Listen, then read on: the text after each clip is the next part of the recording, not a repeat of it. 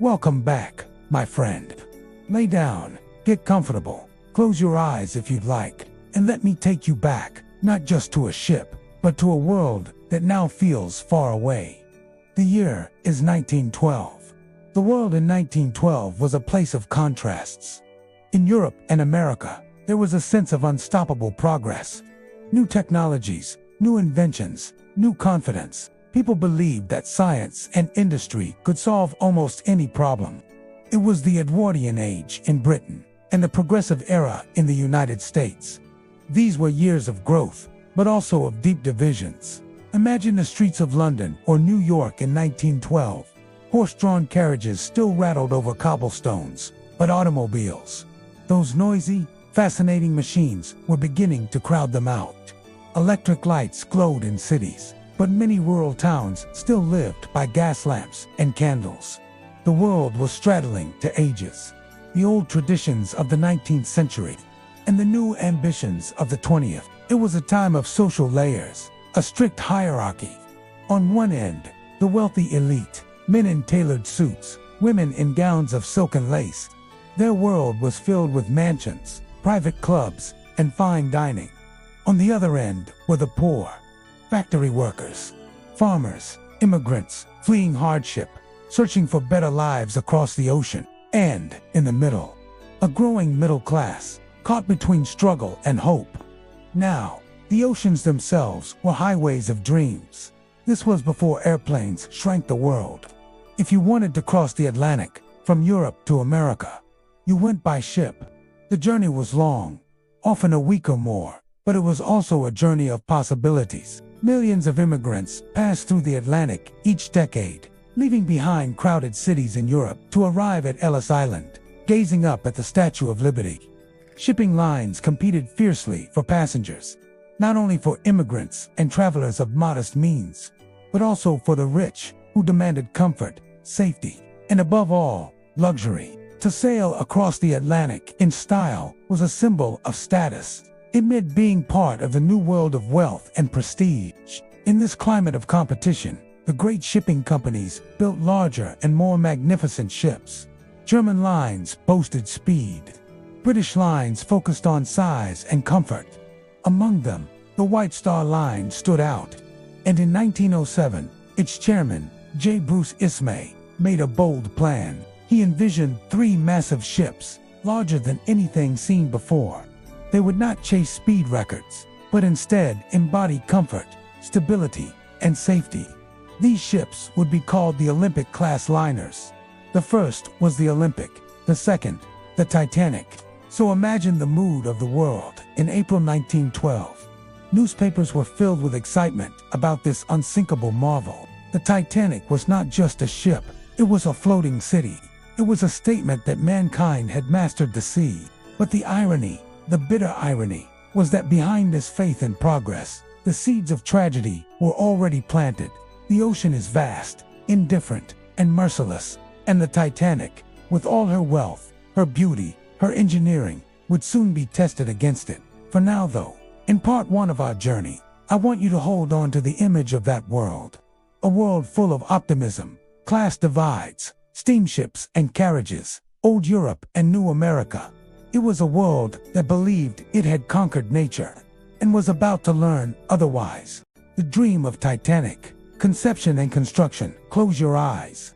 Imagine yourself in a quiet Belfast shipyard more than a century ago. The clang of hammers, the hiss of steam, the smell of hot iron. Here, on the banks of the River Lagan, the dream of Titanic was beginning to take shape. In 1907, at a dinner in London, J. Bruce Ismay, the chairman of the White Star Line, sat with Lord William Perry, head of Harland and Wolff, a famous shipbuilding company in Belfast.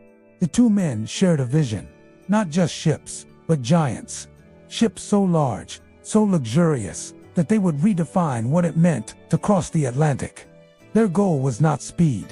That honor belonged to their German rivals. Instead, the White Star Line wanted to dominate with comfort and size.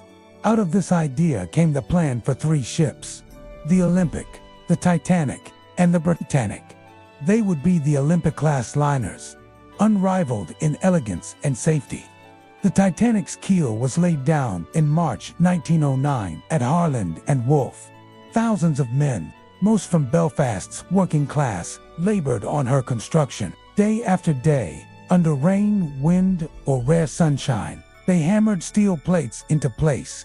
These workers earned little, often risking their lives. Some were injured, some lost fingers or eyes. Some never went home again. Yet, slowly, the ship rose. Her skeleton of steel stretched longer than 4 city blocks, over 882 feet long, 92 feet wide, and standing taller than many buildings of the day. More than 46,000 tons of steel went into her. She was not just a ship, she was a monument. The Titanic was fitted with every safety feature known at the time. Her hull was divided into watertight compartments with heavy doors that could be sealed at the push of a button. This design led many to claim she was unsinkable. Newspapers repeated the phrase, and it stuck in the public imagination. Inside, she was designed as a floating palace. The first-class accommodations rivaled the finest hotels in Europe. There was a grand staircase, glittering chandeliers, smoking rooms with deep leather chairs, Turkish baths, squash courts, and even an electric elevator. Still a novelty in 1912. For second-class passengers, the experience was still extraordinary. Their cabins and dining halls were better than what first-class travelers enjoyed on many other ships. And for third-class or steerage passengers, Titanic was a miracle. Clean bunks, decent meals, and a chance at dignity. Far beyond the crowded, dirty conditions found on older vessels.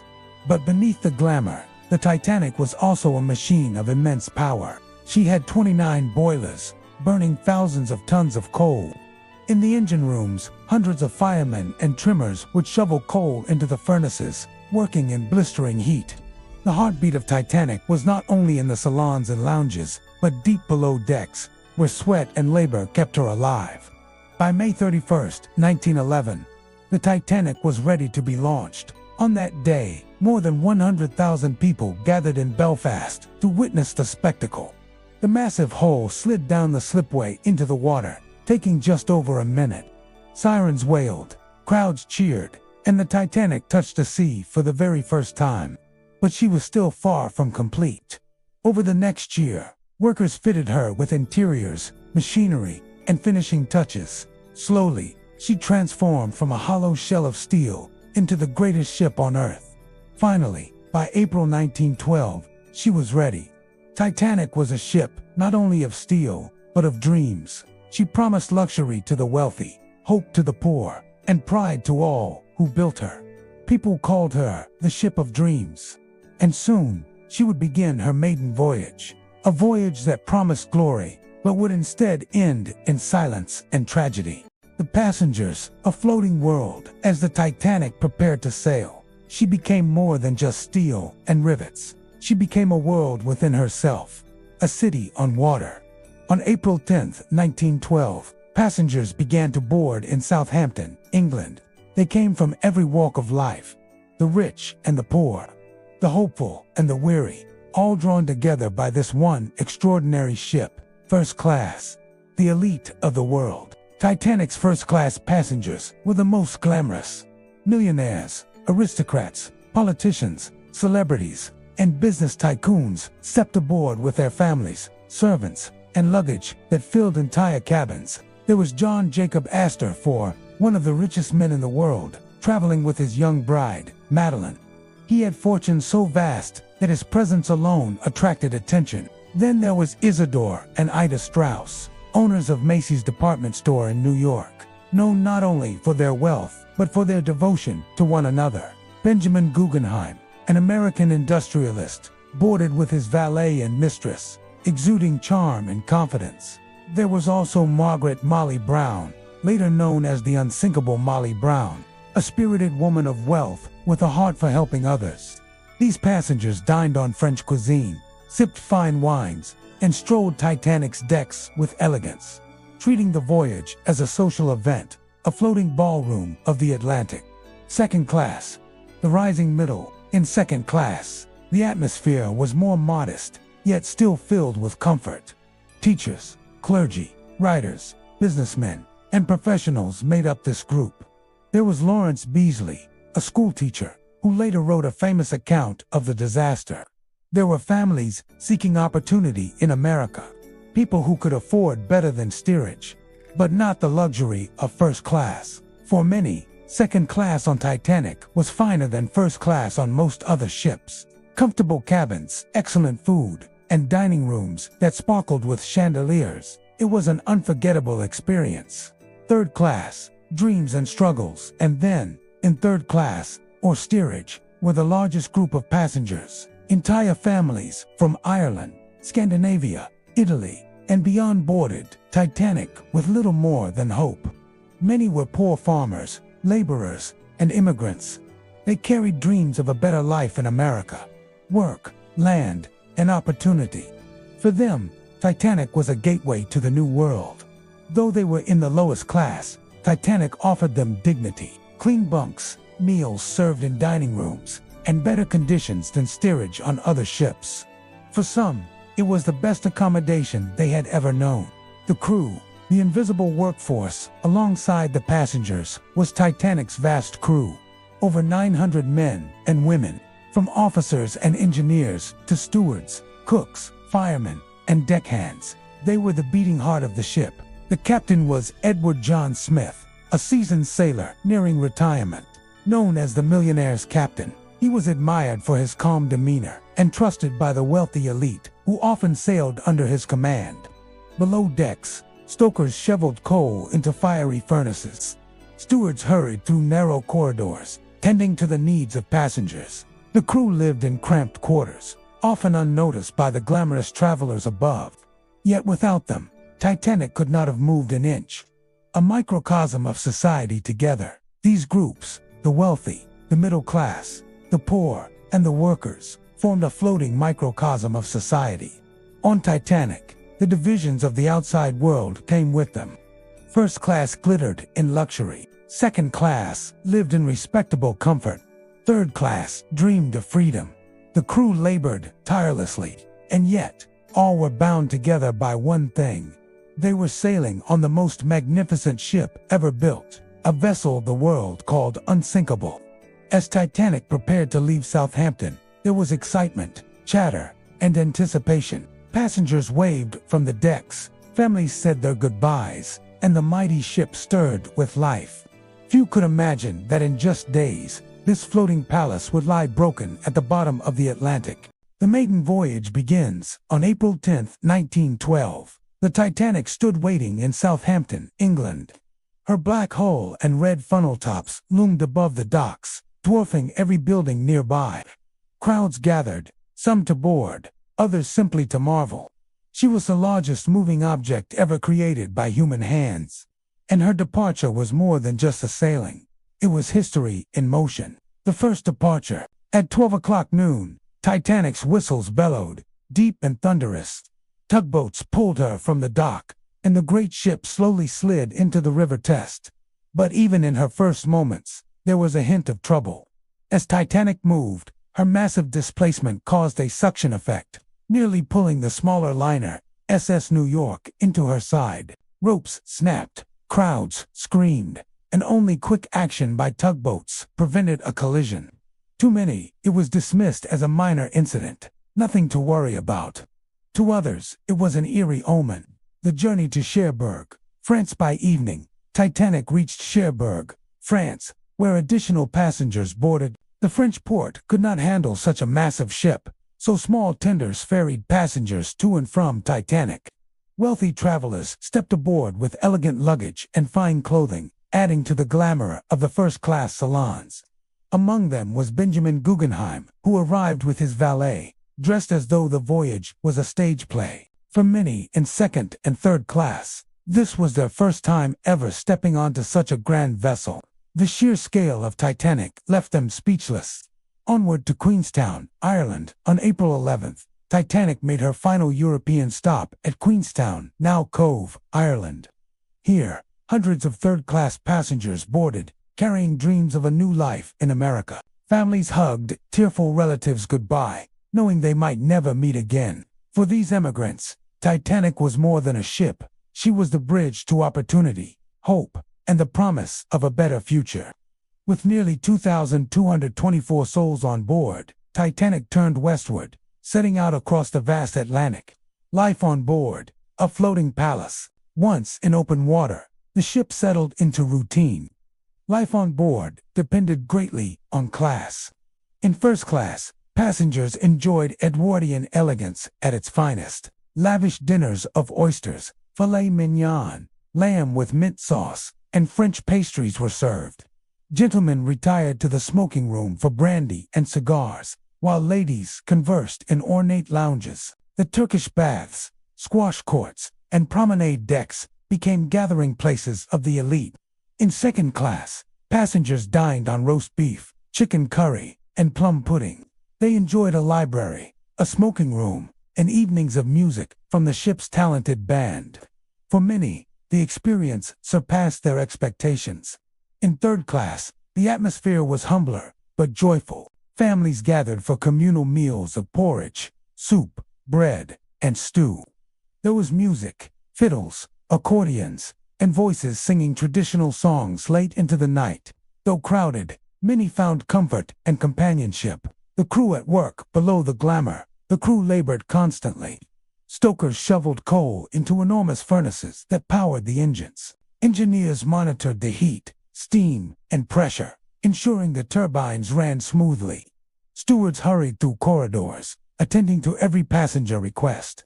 Captain Edward Smith commanded with quiet authority, often walking the decks in his white uniform, admired by passengers and crew alike. His officers, including First Officer William Murdoch and Second Officer Charles Littler, kept strict watch over the ship's course. Every detail, from weather reports to daily menus, was meticulously managed. Titanic was not just a ship, she was a living organism. Small warnings at sea. As Titanic steamed westward, ice warnings began to arrive by wireless telegraph. Ships in the North Atlantic reported heavy icebergs drifting south from Greenland, but April was considered a safe month for crossings. Captain Smith and his officers noted the warnings, but pressed on at near full speed. After all, Titanic was built to arrive in New York on schedule, and the company prided itself on punctuality. Passengers, meanwhile, were unaware of the messages. To them, the crossing seemed smooth, calm, and uneventful. Many remarked that Titanic barely seemed to move at all. So steady was her passage. An atmosphere of confidence. By the second and third days at sea, Titanic had become a world unto herself. Friendships formed, romances blossomed, and people reveled in the wonder of it all. The ship was seen not just as a vessel, but as a symbol of progress, wealth, and human ingenuity. Few doubted her strength. Few imagined danger. Titanic was unsinkable, they said, and that belief lulled everyone into ease. The sea was calm, the skies clear, and the horizon endless. It felt as if nothing could disturb the great ship's journey. But beyond the horizon, drifting silently in the cold waters of the North Atlantic, fields of icebergs waited. Titanic was sailing toward her fate, and no one on board had any idea how quickly everything would change. The Titanic's journey across the Atlantic had been smooth, almost unnervingly so. Passengers described the seas as a millpond, calm and glassy under clear skies. But the night of April 14, 1912, would become one of the most infamous in maritime history. The day before the disaster, throughout April 14th, Titanic's wireless operators received a steady stream of ice warnings from nearby ships. The Coronia, the Baltic, the Californian, and others all reported large ice fields drifting unusually far south. By afternoon, Captain Edward Smith showed some concern. He altered the ship's course slightly to the south, but he did not significantly reduce speed. Titanic pressed forward at nearly 22 knots, just under her maximum. Passengers enjoyed their Sunday as if nothing were amiss. In first class, they strolled the sunny decks, wrote letters, and attended religious services.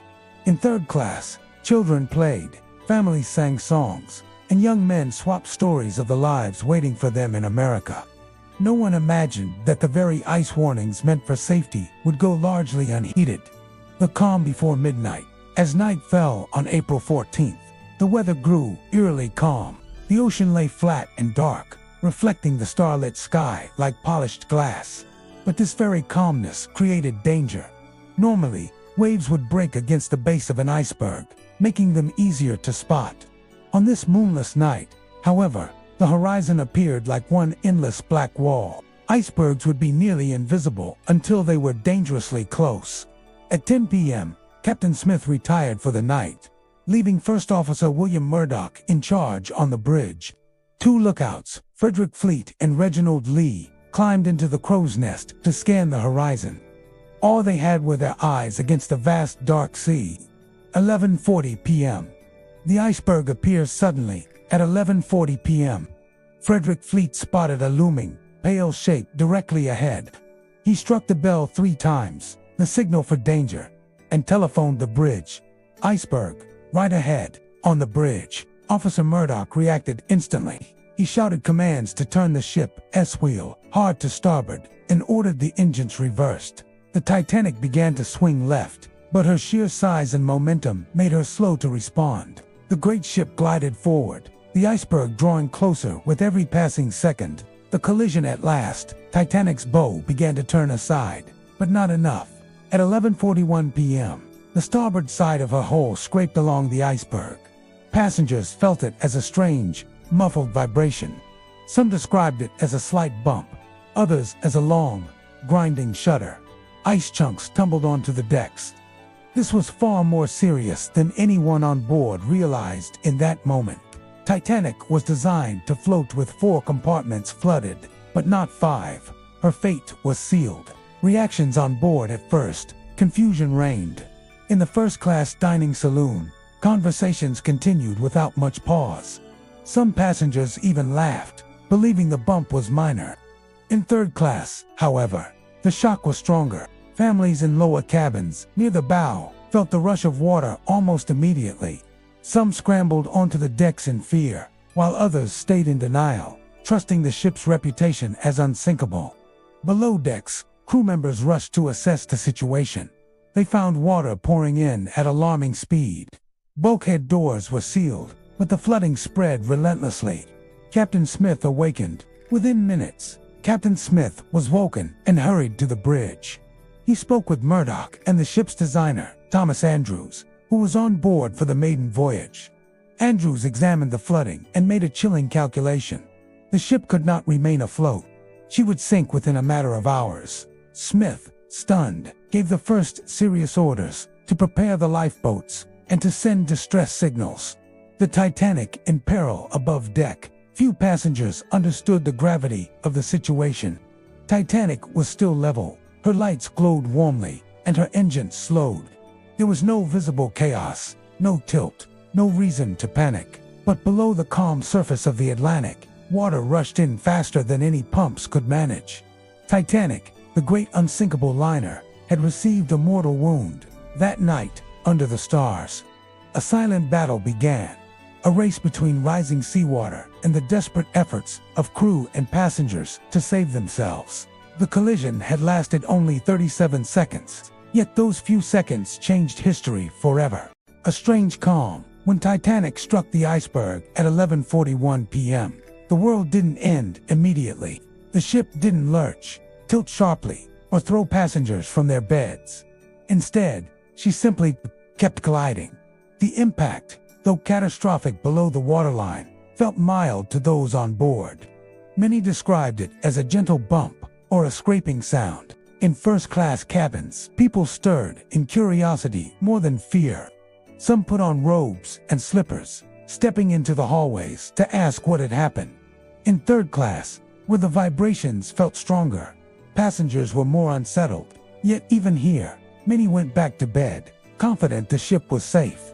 Captain Smith on the bridge. Within minutes, Captain Edward Smith was on the bridge, receiving reports. When Thomas Andrews, Titanic's designer, surveyed the damage, his verdict was chilling. She can float with 4 compartments flooded, but not with 5. She will go down. Smith was stunned. Titanic was supposed to be unsinkable. But the truth was undeniable. The ship had less than 2 hours to live. Wireless operators begin distress calls at 12:05 a.m. Captain Smith ordered the wireless operators, Jack Phillips and Harold Bride, to send distress signals. They tapped out the code. CQD come quick. Danger. A few minutes later, they also sent the newer code, SOS.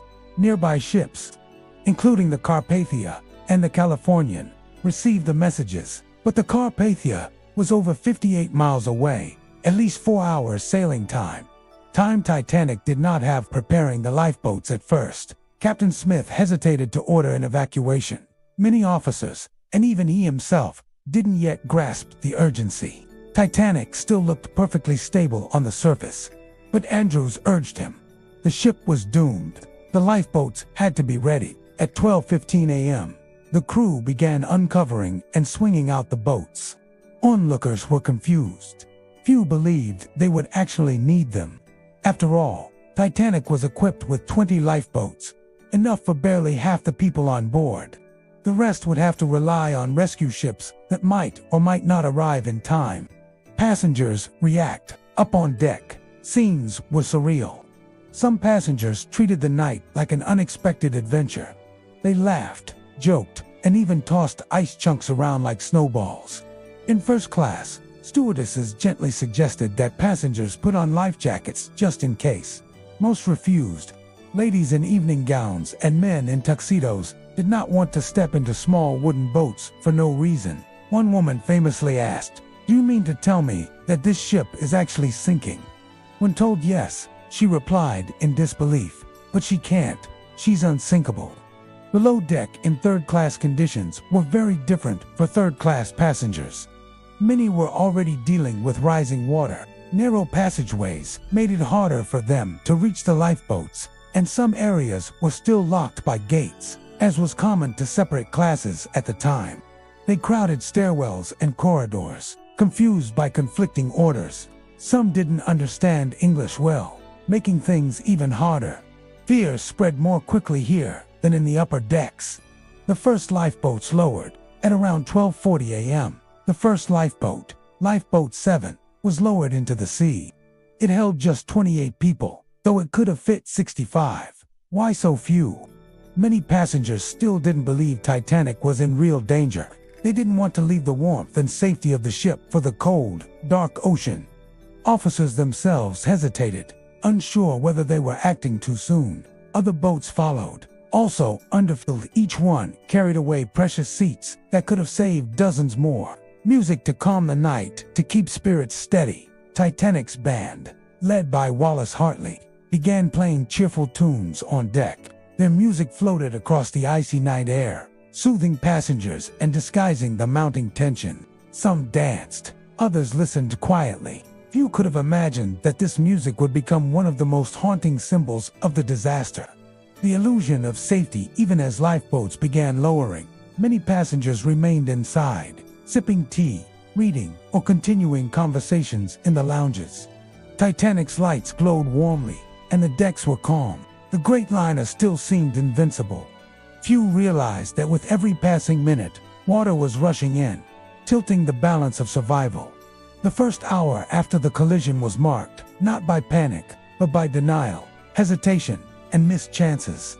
By the time fear truly set in, too much time and too many lives had already been lost. From calm to unease, by 1 a.m., Titanic's tilt had grown noticeable. Passengers who once dismissed the evacuation as unnecessary now began to worry. Water was creeping higher into the ship's bow, and the one-straight decks now slanted toward the sea. The eerie calm of the first hour started breaking apart. The band still played, but the music was now mixed with raised voices, hurried footsteps, and the creak of ropes lowering lifeboats. Lifeboats half empty, the lifeboat situation turned tragic. Some were still leaving only half full. Lifeboat 5 left with just 41 people, though it could hold 65. Lifeboat 6, launched around the same time, carried the famous unsinkable Molly Brown, who urged the crew to go back for more survivors. Why so many empty seats? Fear of overcrowding, disbelief in the danger, and poor communication between officers and passengers. Every half-empty boat that drifted into the darkness meant dozens more left stranded aboard Titanic. Women and children first. The evacuation followed the strict rule of the sea. Women and children first. Officers enforced it firmly, sometimes with drawn pistols to hold back panicked crowds. For many men, the reality was crushing. Husbands kissed wives goodbye. Fathers held children one last time before sending them away. Some women refused to leave their husbands, choosing to stay together rather than face the night apart in second and third class. The separation was harsher. Families who had journeyed so far together were torn apart in the scramble for seats. The rising panic as more passengers saw lifeboats being lowered. Panic grew. Crowds surged onto the boat deck. Officers had to push people back, shouting for order. In third class, confusion turned to chaos. Locked gates delayed passengers from reaching the lifeboats. While some crew tried to help, others kept the barriers closed. Until it was nearly too late. The result was devastating. Many third-class families never made it topside. Heroes among the chaos, even in the growing terror. Moments of courage stood out. Second Officer Lightler was strict, but saved countless lives by ensuring lifeboats launched as full as possible with women and children. The ship's engineers and firemen stayed below deck, fighting to keep the lights burning and the pumps working. Without them, Titanic would have sunk far faster. Passengers like Isidore and Ida Strauss, owners of Macy's department store, chose to remain together. Ida refused a seat, saying, "Where you go, I go." Their devotion became one of the most remembered love stories of the night. The band plays on throughout it all. Wallace Hartley and his musicians played tirelessly. Witnesses recalled hearing cheerful ragtime tunes, meant to calm the crowd.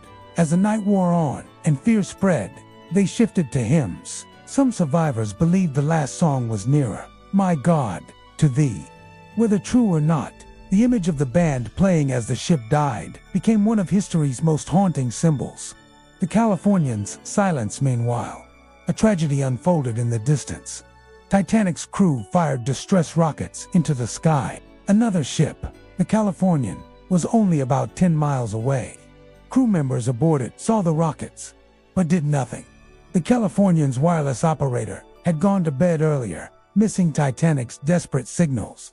The officers on deck dismissed the rockets as company signals, never imagining a ship like Titanic could be in peril. Help was so close, but never came. By 2 a.m., the bow was sinking fast now. The angle of the deck was undeniable. Water washed over the forward well deck, and passengers could feel the end drawing closer. Lifeboats became harder to launch as the list grew steeper.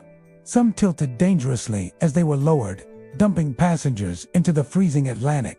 Others scraped down the ship's sides before hitting the water. On deck, the atmosphere shifted from uneasy calm to desperation.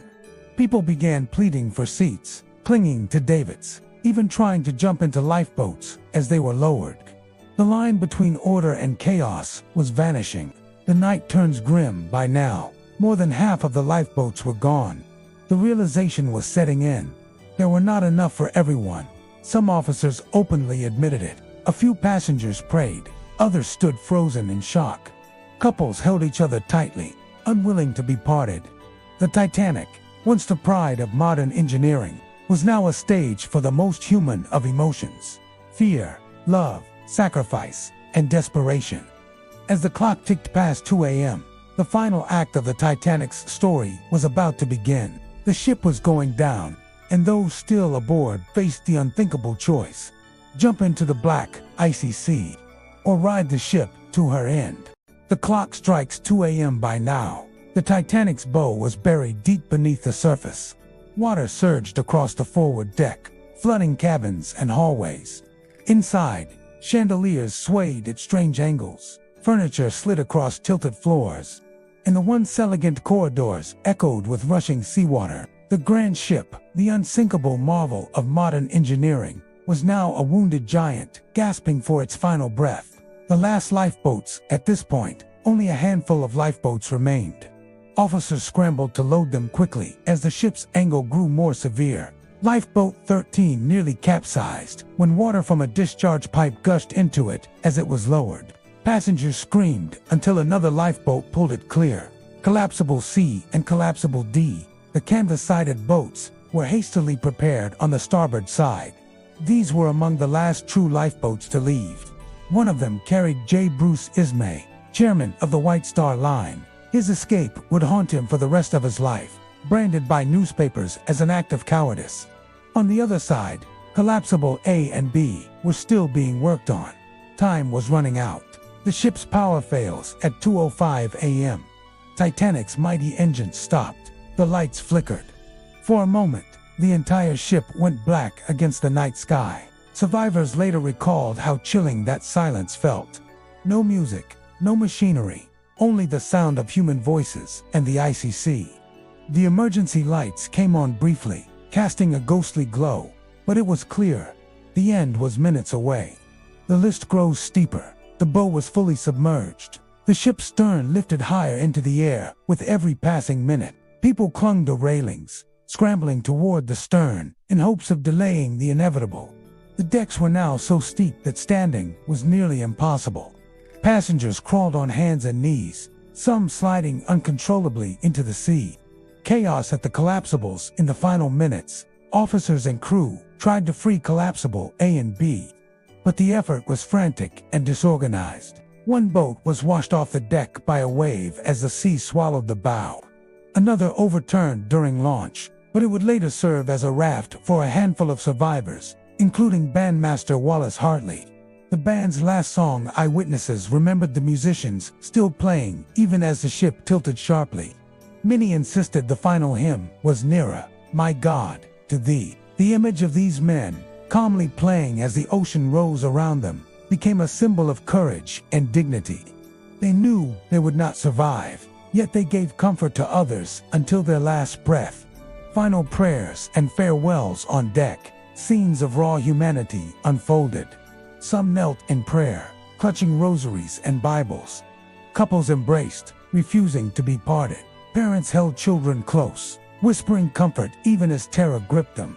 Crew members urged passengers to jump while there's time. Though the sea was a freezing death trap, the Strauss couple, the Andrews family, the millionaire John Jacob Astor, so many chose to remain, their fates sealed.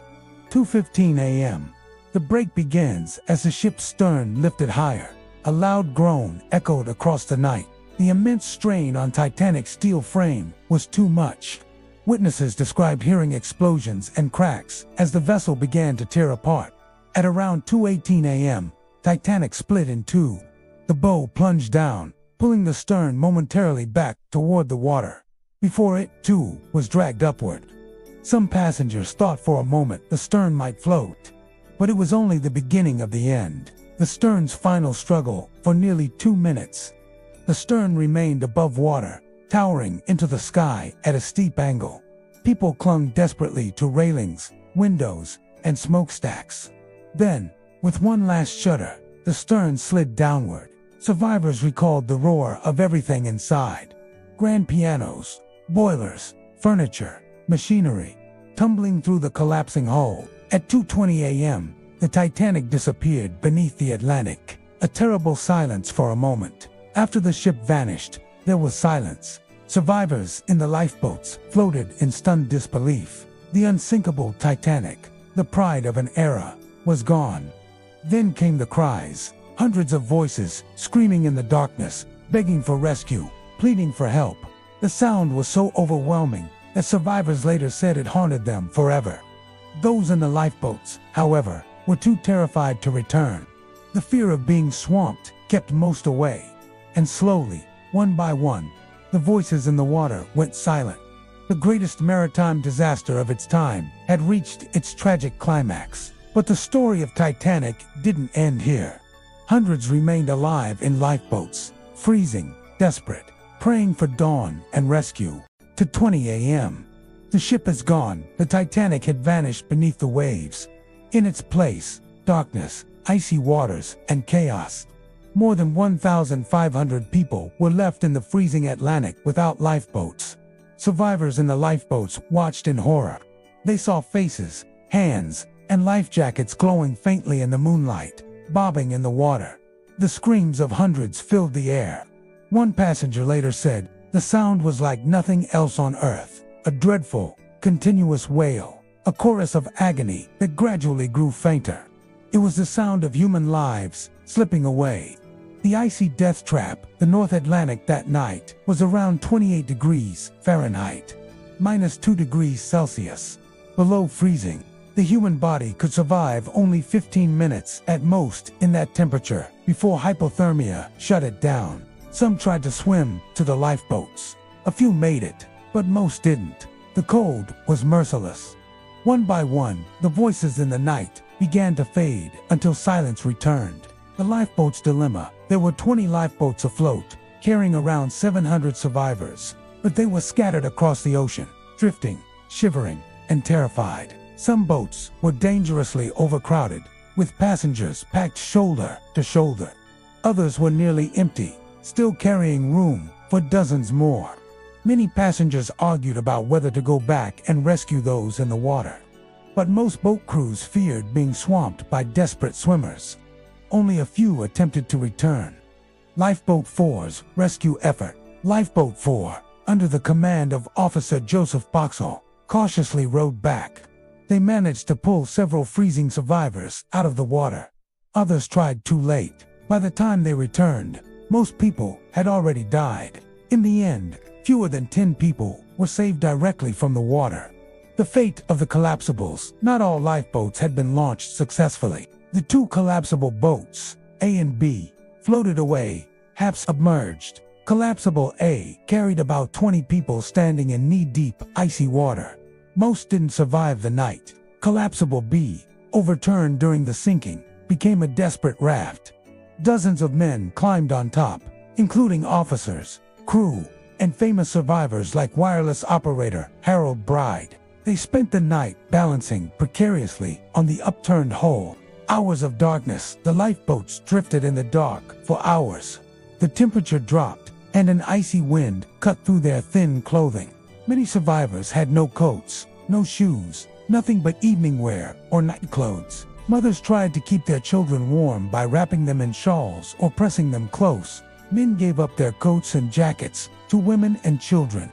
Some simply slumped over, unable to hold on against the cold. For the survivors, every minute felt like an eternity.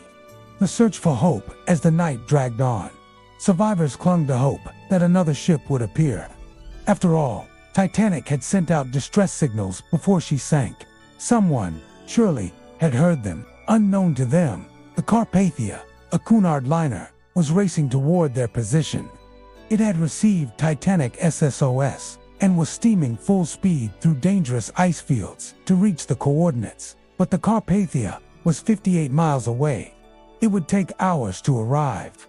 The silence of the sea by around 3 a.m.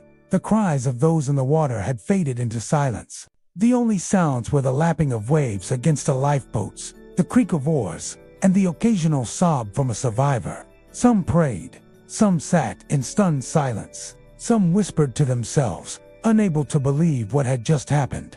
The greatest ship in the world had sunk, and most of its passengers were gone. A long wait for dawn. Hour after hour, the survivors endured the freezing night. The stars shone above, bright and indifferent. The sea was calm again, as if nothing had happened. For those drifting in the lifeboats, it felt like they were suspended between life and death, waiting for rescue that might never come. And then, finally, the faint glow of dawn began to rise on the horizon. Legacy, memory, and the ship of dreams. As the years passed, the story of Titanic refused to fade. What happened in those cold April waters of 1912 became more than a disaster. It became a legend, a lesson, and a mirror reflecting both human greatness and human fragility. In the aftermath of the sinking, investigations were launched in both Britain and the United States. Senators, shipbuilders, sailors, and survivors were all called to testify. The hearings revealed harsh truths. Titanic had been traveling at near full speed, despite ice warnings. There were lifeboats for only half of the people aboard. The crew had little training for evacuation. And perhaps most tragically, many believed She was too great to fail. Out of this tragedy came change. New international maritime laws were created. Ships were now required to carry enough lifeboats for all on board. Radio communications had to be manned around the clock. Ice patrols were established to track dangerous flows in the North Atlantic. In a way, Titanic's loss saved countless lives in the decades that followed. But beyond laws and regulations, Titanic remained deeply woven into human imagination. For the rich, she represented ambition, the boldness of mankind to build something so vast and powerful. For the poor, she symbolized the dream of crossing an ocean toward new life. And for everyone, she became a reminder of how quickly certainty can sink into chaos. Survivors lived with their memories forever. Some refused to speak of it, holding the night inside like a wound. Others told their stories again and again, keeping alive the names of those lost. Families mourned across continents. In England, Ireland, America, and beyond. Entire villages in Ireland and Sweden were devastated, having lost sons, brothers, fathers. Yet, in their grief, humanity remembered. Over the decades, the Titanic became a subject of books, films, plays, and songs. Each generation rediscovered her story, finding in it new meaning. For some, it was about engineering pride and hubris. For others, it was about class, how the wealthy escaped while so many poor perished. For others still, it was about bravery, men giving up seats for women and children, bands playing to the very end. And then, in 1985, her wreck was finally found at the bottom of the Atlantic by Dr. Robert Ballard and his team. 2 miles beneath the surface, Titanic lay in silence, broken, decayed, but still majestic. Her bow, her stern, her decks, resting like a ghostly monument to that fateful night. Even now, over a century later, Titanic continues to capture hearts. She is more than steel, more than history. She is a story of hope, ambition, tragedy, and memory. A story of people, from the richest millionaires to the humblest immigrants, bound together on a voyage that promised a future but delivered sorrow. And so, as we close this journey, picture the Titanic as she was on that first day, gleaming in the sunlight, flags flying, passengers waving, music playing. She was called the Ship of Dreams. And though she rests beneath the ocean now, her story still sails on, night after night, in the minds of all who remember. Sleep well, and let the memory of the Titanic drift with you, like the gentle waves of the Atlantic, carrying both the beauty and the lesson of one of history's greatest stories.